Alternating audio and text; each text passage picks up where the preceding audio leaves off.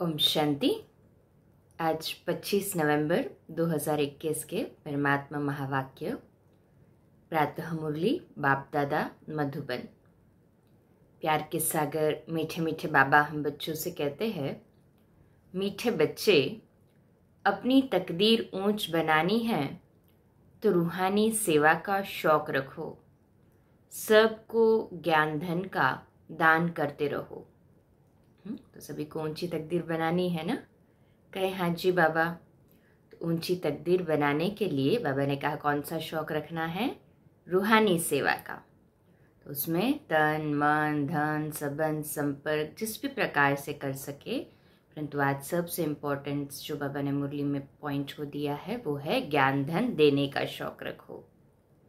आज का प्रश्न है, रूहानी बाप ऐसी कौन सी श्रीमत देते हैं जो आज तक किसी मनुष्य ने नहीं दी? बाबा उत्तर देते हैं, हे रूहानी बच्चे, तुम रूहानी सेवा में दधीची ऋषि की तरह हड्डियां दो। बाप से जो अविनाशी ज्ञान रत्न मिले हैं उनका दान करो, यही है सच्ची सेवा। तो हड्डी सेवा माना अंत समय तक, श्वासोश्वास चलने तक जो हम यथार्थ बाबा के पास में अपनी सेवा पहुंचा सकते हैं। क्योंकि ये पहुंचाना नहीं परंतु स्वयं स्वीकार करना है, क्योंकि बाबा तो कुछ लेता ही नहीं है ना, वो तो मल्टी मिलियन टाइम्स मल्टीप्लाई करके दे देता है। तो हड्डी हड्डी सेवा करना दधीची ऋषि के समान, तन मन धन संबंध संपर्क मनसा वाचा कर्मणा, और दूसरा ज्ञान रत्न जो बाबा से हमें मिले हैं उनका दान करते रहना है। तो ये सच्ची सेवा है। करने ऐसी सेवा करते हैं ना सभी जो समझते हैं हम सेवा करने वाले, यथार्थ ऐसी, वो हाथ ऊपर करें। ऐसी सेवा करने की मत कोई भी मनुष्य नहीं दे सकते। रूहानी सेवा करने वाले खुशी में नाचते रहेंगे, तकदीर ऊंची बनती जाएगी। तो स्वयं की ऊंची तकदीर बनाने का बाबा ने हमें एक रहस्य दे दिया है जिस पर हमें चलना है, और बिल्कुल सहज करके दिया है ना। सहज कहे हाँ जी बाबा। गीत है, बदल जाए दुनिया न बदलेंगे हम, अर्थात बाबा का हाथ कभी नहीं छोड़ेंगे। ओम शांति। बच्चों ने गीत की 2 लाइन सुनी, उन्होंने तो गीत बना दिया है। जैसे कोई की सगाई होती है तो यह पक्का ही है कि स्त्री पुरुष कभी एक दो को छोड़ेंगे नहीं। कोई बिरला ऐसे होते हैं जो आपस में नहीं बनती तो छोड़ भी देते हैं। यहाँ तुम बच्चे किसके साथ प्रतिज्ञा करते हो? ईश्वर के साथ, जिसके साथ तुम बच्चों की व सजनियों की सगाई होती है। परंतु ऐसा जो विश्व का मालिक बनाते हैं उनको भी छोड़ देते हैं। वंडर है ना। यहाँ तुम बच्चे बैठे हो, तुम जानते हो अभी बेहद का बाप दादा आया कि आया। यह अवस्था जो तुम्हारी यहाँ रहती है बाहर सेंटर पर हो न सके। यहाँ तुम समझेंगे बाप दादा आया कि आया, बाहर सेंटर पर समझेंगे बाबा की बजाई हुई मुरली आई कि आई। यहाँ और वहाँ में बहुत फर्क रहता है। क्यों? क्योंकि यहाँ बेहद के बाप दादा के सम्मुख तुम बैठे हो, वहाँ तुम सम्मुख नहीं हो। चाहते हो सम्मुख जाकर मुरली सुने। यहाँ बच्चों की बुद्धि में आया कि बाबा आया कि आया। जैसे और संग होते हैं, और सत्संग भी तो जैसे होते हैं ना, वहाँ सत्संग में हम क्या समझते कि कोई कराने वाला होता है सत्संग, वो आया, वहाँ समझेंगे फलाना स्वामी आएगा। परंतु यह ख्यालात भी सबकी एक रस नहीं रहती। कोई का संबंधी, ऐसे भी कई होते हैं कि जो जिसको बुद्धि में संबंधी याद आ जाएगा। बुद्धि एक गुरु के साथ भी ठहरती नहीं है। कोई बिरला ही होगा जो स्वामी की याद में बैठा होगा। यहाँ भी ऐसे है। ऐसे नहीं कि सब शिव बाबा की याद में रहते हैं, बुद्धि दौड़ती रहती है। मित्र संबंधी याद आएंगे। सारा समय एक ही शिव बाबा के सम्मुख रहने में तो अहो सौभाग्य है। यदि पूरा समय हमको केवल एक शिव बाबा ही याद आता रहे तो बाबा कहते ये भी अहो सौभाग्य की बात है। स्थायी याद में कोई विरला ही रहते हैं। यहाँ शिव बाबा के सम्मुख रहने में तो बहुत खुशी रहनी चाहिए। अतीन्द्रिय सुख गोपी वल्लभ के गोप गोपियों से पूछो, यह यहाँ का गाया हुआ है। यहाँ तुम बाबा की याद में बैठे हो। जानते हो अभी हम ईश्वर के बने हैं। जानते हैं ना सभी के ईश्वर के बने हैं हम अभी। पक्का पक्का निश्चय है ना, हाथ ऊपर करे जो समझते हैं हम ईश्वर के बन गए। फिर दैवी गोद में होंगे, सतयुग में देवी देवताएं बनेंगे ना। भल कोई की बुद्धि में सर्विस के ख्यालात चलते हैं।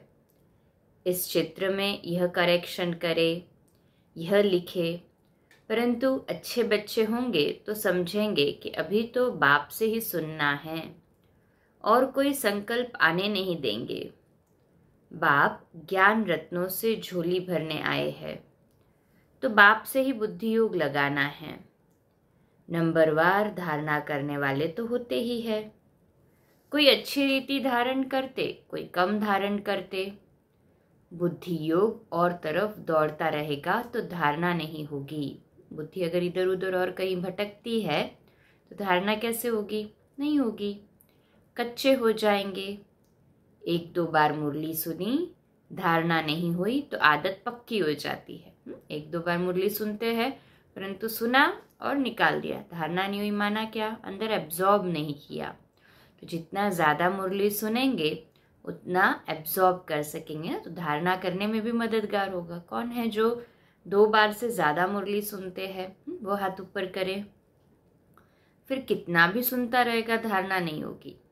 तो सुनने की भी आदत पक्की कर रहे कि सुनते समय हम ऐसे सुने कि हमें उसको धारण करना है, पॉइंट को।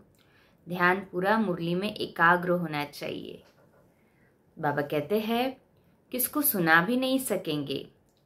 जिसको धारणा होगी उसको सर्विस का शौक रहेगा, उछलता रहेगा वो। जाकर धन दान करूं, क्योंकि यह धन एक बाप के सिवाय और कोई के पास नहीं है। ये ज्ञान धन और कोई मनुष्य के पास है नहीं, है ना।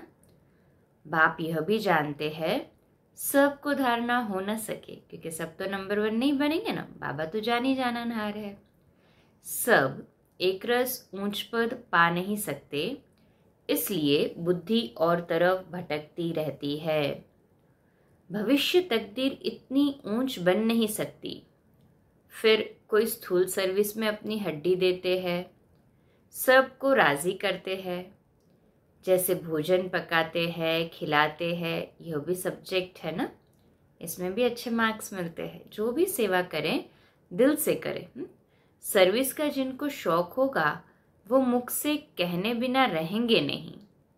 फिर बाबा देखते भी है कि कहाँ देह अभिमान तो नहीं है, बड़े का रिगार्ड रखते हैं व नहीं। बड़े महारथियों का रिगार्ड तो रखना होता है ना। हाँ, कोई छोटा भी होशियार हो जाता है तो हो सकता है बड़े को उनका रिगार्ड रखना पड़े, क्योंकि उनकी बुद्धि गैलप कर लेती है। सर्विस का शौक देख बाप तो खुश होगा ना। यह अच्छी सर्विस करेंगे।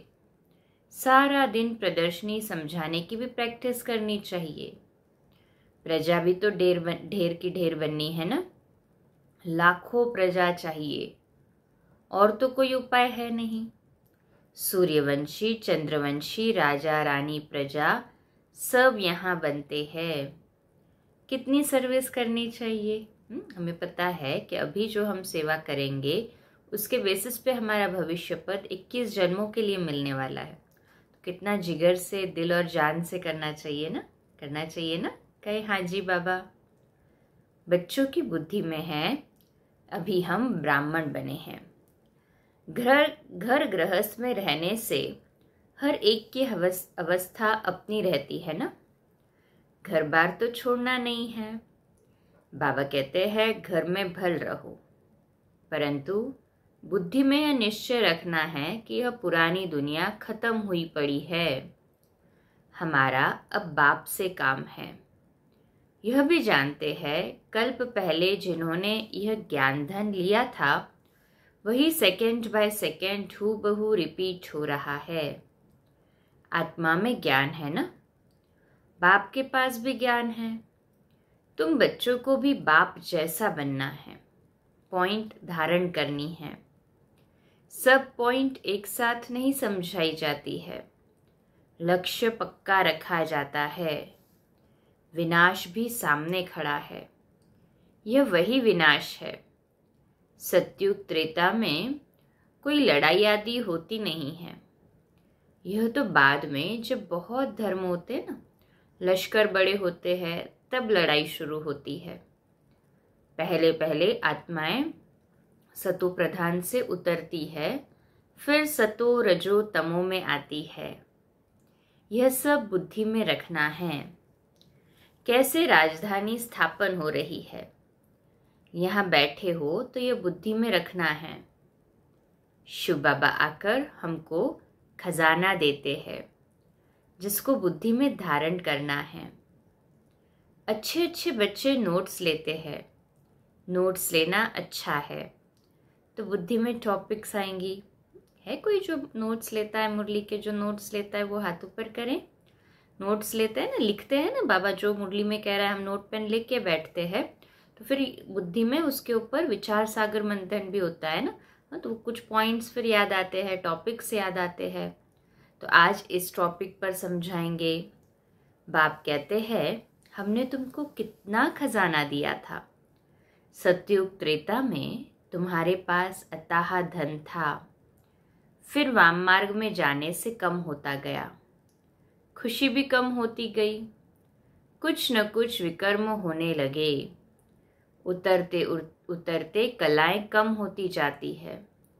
सतो प्रधान सतो रजो तमो की स्टेजेस होती है ना, सतो से रजो में आते हैं तो ऐसे नहीं फट से आ जाते हैं। तमो प्रधान में भी आहिस्ते आहिस्ते उतरते हो, उसमें भी सतो रजो तमो स्टेजेस आएंगी, फट से तमो प्रधान नहीं होंगे। धीरे धीरे सीढ़ी उतरते जाते हैं, कला कम होती है। अभी जंप लगाना है, तमो प्रधान से सतो प्रधान बनना है। इसके लिए टाइम बाकी थोड़ा है। गाया हुआ भी है, चढ़े तो चाखे वैकुंठ रस, गिरे तो चकनाचूर। काम की चमाट लगती है तो एकदम चकनाचूर हो जाते हैं, हड़गुड़ टूट जाते हैं। जैसे कोई मनुष्य अपना जीवघात करते हैं, आत्मघात नहीं जीवघात कहा जाता है। आत्मघात अर्थात आत्मा तो मरती नहीं है ना, ये शरीर है उसकी समाप्ति होती है। ऐसे यह भी आत्मा का घात हो जाता है कि कमाई सब खत्म हो जाती है। यहाँ तो बाप से वर्षा पाना है, बाप को याद करना है, क्योंकि बाप से बादशाही मिलती है। अपने से पूछना है कि हमने बाप को याद कर कितनी भविष्य की कमाई की, कितने अंधों की लाठी बने। घर घर में पैगाम देना है कि यह पुरानी दुनिया बदल रही है। बाप नई दुनिया के लिए राजयोग सिखा रहे हैं। सीढ़ी में दिखाया है, यह बनाने में मेहनत लगती है। सारा दिन ख्यालात चलना चाहिए कि ऐसा सहज बनावे जो कोई समझ जाए। जैसे सीढ़ी का चित्र जो है ना, बनाने में तो मेहनत लगी है, परंतु उसके ऊपर समझाने के लिए बाबा कहते हैं जितना हम चर्निंग करेंगे, अपने अंदर ही सोचते रहेंगे कि कैसे इसको समझाए, तो वैसे और ज़्यादा बुद्धि उसमें बिजी हो जाएगी। तो वेस्ट से ऑटोमेटिकली डिटैच हो जाएगी ना, जितनी सेवा में बुद्धि बिजी होगी व्यर्थ से डिटैच हो जाएगी। तो बाबा कहते हैं सारी दुनिया तो नहीं आएगी सुनने के लिए, जिसका सतयुगी दुनिया में पार्ट होगा वही आएंगे ज़रूर। देवी देवता धर्म वाले ही आएंगे। तुम्हारी सर्विस तो बहुत चलनी चाहिए। तुम जानते हो हमारा क्लास कब तक चलेगा? वह तो लाखों वर्ष कल्प की आयु समझते हैं, तो शास्त्र आदि सुनाते ही रहते हैं। समझते हैं जब अंत होगा तब सबका सद्गति दाता आएगा। फिर जो हमारे चेले हैं उनकी गति हो जाएगी, फिर हम भी जाकर ज्योति में समा जाएंगे।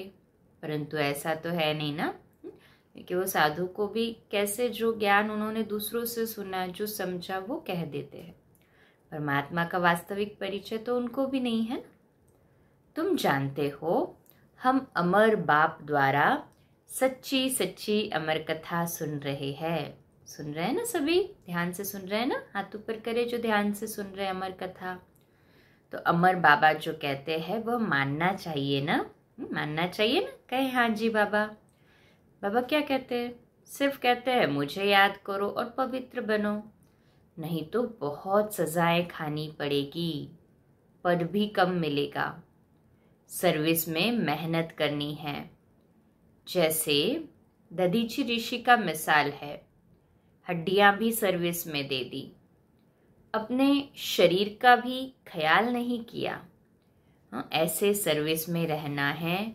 इसको कहा जाता है हड्डी सर्विस।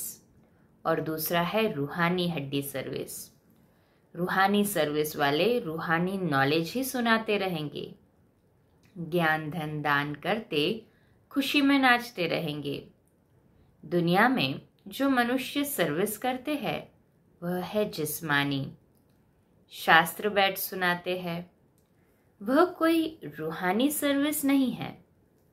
रूहानी सर्विस सिर्फ बाप ही सिखलाते हैं। स्पिरिचुअल बाप ही आकर स्पिरिचुअल बच्चों अर्थात आत्माओं को पढ़ाते हैं। तुम अब तैयारी कर रहे हो। कर रहे हैं सभी तैयारी। किस चीज की? सतयुग नई दुनिया में जाने के लिए रेडी है सभी सतयुगी नई दुनिया में जाने के लिए, कि अभी भी कुछ तैयारी बाकी है? हाँ, जो समझते हैं कि नहीं अभी भी विकर्म बाकी है, अर्थात विकर्म बाकी है इसलिए तो शरीर में है, नहीं तो कर्मातीत बन जाते। माना अभी भी हमारा पुरुषार्थ हमें और बढ़ाने की आवश्यकता है। तो बाबा कहते हैं सतयुग में कोई तुमसे विकर्म नहीं होगा, वह है राम राज्य। वहाँ होते ही थोड़े हैं। वह थोड़े मनुष्य आकर पढ़ेंगे। जो वहाँ पे आए थे राम राज्य में, वही थोड़े मनुष्य आएंगे और पढ़ेंगे। अभी तो रावण राज्य में सब दुखी है ना। यह सारी नॉलेज तुम्हारी बुद्धि में है, नंबरवार पुरुषार्थ अनुसार। इस सीढ़ी के चित्र में ही सारी नॉलेज आ जाती है। यह चित्र बनाने के लिए मशीनरी चाहिए। उस गवर्नमेंट की रोज अखबारें कितनी छपती है, कितनी कारोबारी चलती है।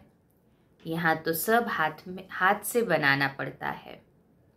बाप कहते हैं यह अंतिम जन्म पवित्र बनो तो पवित्र दुनिया के मालिक बनेंगे। बाबा जो भी फरमान दे रहे हैं पवित्र बनो तो पवित्र दुनिया के मालिक बनेंगे, तो फिर वो तो पूरा पूरा फॉलो करना है ना। करते हैं ना सभी फॉलो? कहे हाँ जी बाबा। यह नॉलेज कोई के पास नहीं है। कहेंगे इस सीढ़ी में और धर्मों का समाचार कहाँ है? वह भी इस गोले में लगा हुआ है। वह नई दुनिया में तो आते ही नहीं है ना। उन्हों को शांति मिलती है। भारतवासी ही स्वर्ग में थे ना। भारत में ही बाप राजयोग सिखलाने आते हैं, इसलिए भारत का प्राचीन राजयोग सब पसंद करते हैं। इस चित्र से वह खुद ही समझ जाएंगे बरोबर नई दुनिया में सिर्फ भारत ही था। अपने धर्म को भी समझ जाएंगे। जैसे क्राइस्ट आया धर्म स्थापन करने, इस समय वह भी बेगर रूप में है। सभी तमो प्रधान बन चुके ना, वो आत्मा कहीं ना कहीं जन्म लिया हुआ है ना। यह रचता और रचना की कितनी बड़ी नॉलेज है। तुम कह सकते हो कि हमको किसी के पैसे की दरकार नहीं है। पैसा हम क्या करेंगे? तुम यह सुनो और दूसरों को सुनाने के लिए ये चित्र आदि छपाओ। इन चित्रों से काम लेना है। हॉल बनाओ, अर्थात क्लासेस कराने के लिए हॉल बनाओ। बाबा कहते जितने बड़े बड़े हॉल होंगे, बड़े बड़े चित्र होंगे, उतने ज़्यादा की सेवाएं होंगी। बाबा कहते हैं जो धन भी आता है यज्ञ में वो कहाँ जाता है, सेंटर बनाने के लिए ही जाता है, बाबा थोड़ी यूज़ करता है खुद। बाबा को क्या आवश्यकता है धन की, उल्टा हम जो लगाते हैं वो मल्टीप्लाई करके बाबा को हमें देना पड़ता है। बाबा कहते हैं तुम हॉल बनाओ, चित्र आदि छपाओ जहाँ यहाँ नॉलेज सुनाई जा सके, बाकी हम पैसा लेकर क्या करेंगे, तुम्हारे ही घर का कल्याण होना है। तुम सिर्फ प्रबंध करो, बहुत आकर सुनेंगे। रचना और रचता की नॉलेज तो बड़ी अच्छी है ना, यह तो मनुष्य को भी समझनी है। विलायत वाले यह नॉलेज सुनकर बहुत पसंद करेंगे, बहुत खुश होंगे, समझेंगे हम भी बाप के साथ योग लगाएंगे तो विकर्म विनाश हो जाएंगे। सबको बाप का परिचय देना है, समझेंगे यह नॉलेज गॉडफादर के सिवाय कोई दे न सके। कहते हैं खुदा ने बहिष्ट स्थापन किया, परंतु वो कैसे आते हैं यह किसको पता नहीं है। तुम्हारी बातें सुनकर बहुत खुश होंगे, फिर पुरुषार्थ कर योग सीखेंगे। तमो प्रधान से सतो प्रधान बनने के लिए भी पुरुषार्थ करेंगे। सर्विस के लिए तो बहुत ख्याल करना चाहिए। भारत में हुनर दिखाए तब बाहर भेजेंगे, यह मनुष्य जानेंगे। नई दुनिया बनने में कोई देर थोड़ी लगती है। कहाँ भी अर्थक्वेक आदि होती है तो 2-3 वर्ष में एकदम नए मकान बन जाते हैं।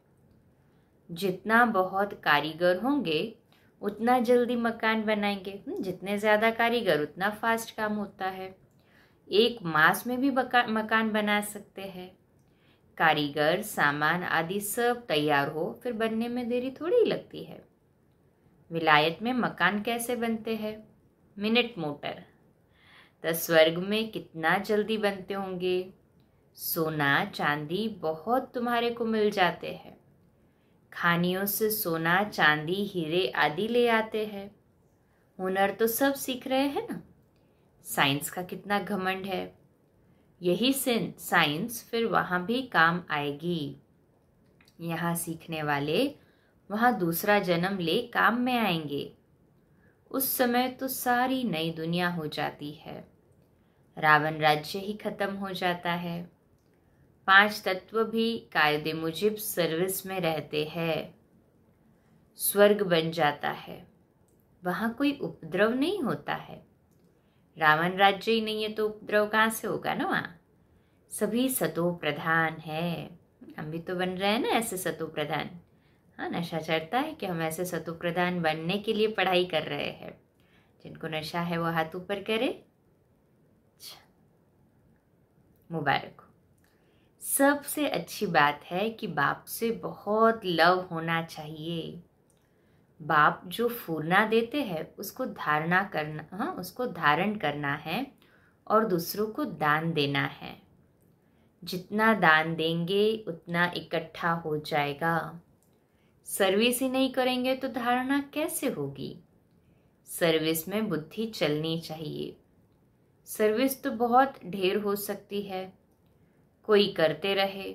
दिन प्रतिदिन उन्नति को पाना है, अपनी भी उन्नति करनी है। अच्छा, मीठे मीठे सिकिलदे बच्चों प्रति माता पिता बाप दादा का याद प्यार और गुड मॉर्निंग। रूहानी बाप की रूहानी बच्चों को नमस्ते। हम रूहानी बच्चों की रूहानी माता पिता बाप दादा को याद प्यार, गुड मॉर्निंग और नमस्ते। वाह बाबा वाह, शुक्रिया बाबा शुक्रिया। आज की मुरली में धारणा के लिए मुख्य सार है। पहली पॉइंट, आपस में 1-2 का रिगार्ड रखना है। सर्विस का बहुत शौक रखना है। ज्ञान रत्नों से अपनी झोली भरकर फिर उसका दान करना है। दूसरी पॉइंट है, एक बाप से ही सुनने का संकल्प रखना है। दूसरे ख्यालातों में बुद्धि को भटकाना नहीं है। पक्का पक्का निश्चय है ना कि एक बाबा से ही सुन रहे हैं। अभी बुद्धि और कहीं तो नहीं भटक रही है ना। जिसकी बुद्धि पूरा मुरली सुनने में है वो हाथ ऊपर करे।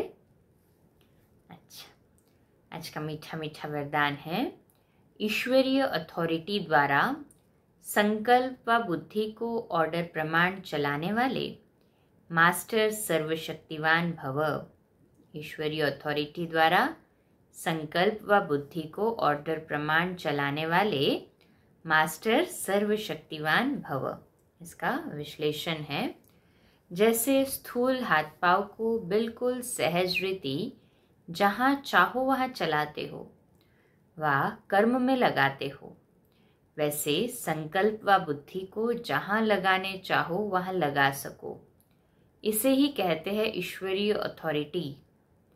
जैसे वाणी में आना सहज है, वैसे वाणी से परे जाना भी इतना ही सहज हो। इसी अभ्यास से साक्षात्कार मूर्त बन जाएंगे। तो सब इस अभ्यास को सहज और निरंतर बनाओ, तब कहेंगे मास्टर सर्वशक्तिमान। जब चाहे तब वाणी में और जब चाहे तब सेकंड में वाणी से डिटैच हो जाए। ये अभ्यास बार बार करना होगा, तभी उसकी कैपेबिलिटी बढ़ेगी और आंतरिक शक्ति बढ़ेगी। इसलिए बाबा ने कहा तभी टाइटल मिलेगा मास्टर सर्वशक्तिवान का। आज का स्लोगन है, स्वस्थिति शक्तिशाली हो तो परिस्थिति उसके आगे कुछ भी नहीं है। स्वस्थिति जब शक्तिशाली होगी, बाबा कहते हैं, तो परिस्थिति माना बाहर की स्थिति, स्व माना स्वयं की। तो मेरी स्वयं की स्थिति शक्तिशाली हो तो पर की स्थिति अर्थात कि बाहर की स्थिति मुझे डिस्टर्ब नहीं कर सकती। तो स्वस्थिति शक्तिशाली हो तो परिस्थिति उसके आगे कुछ भी नहीं है। तो है ना सभी की स्वस्थिति शक्तिशाली? जो समझते शक्तिशाली है कहें हाँ जी बाबा। अच्छा, मुबारक हो। आज का हमारा स्वमान लिखने के लिए और अभ्यास करने के लिए है, मैं मास्टर सर्वशक्तिमान हूँ। कैसी आत्मा है हम सभी? मास्टर सर्वशक्तिमान। तो इसी स्वमान को लिखेंगे और अभ्यास करेंगे, मैं मास्टर सर्वशक्तिवान आत्मा हूँ। अच्छा, कम बोलो, धीरे बोलो, मीठा बोलो, सत्य बोलो, सोच समझकर बोलो। निमित्त भाव, निर्माण भाव, निर्मल वाणी। ओम शांति।